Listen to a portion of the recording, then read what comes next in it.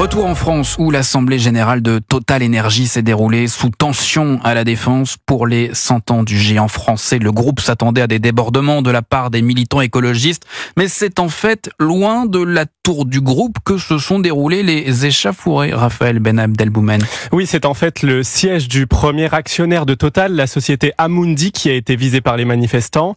Pendant que les cars de CRS patrouillaient autour de Total à la Défense, les activistes écologistes ont provoqué un effet de surprise en s'attaquant au bâtiment de son actionnaire au sud de Paris.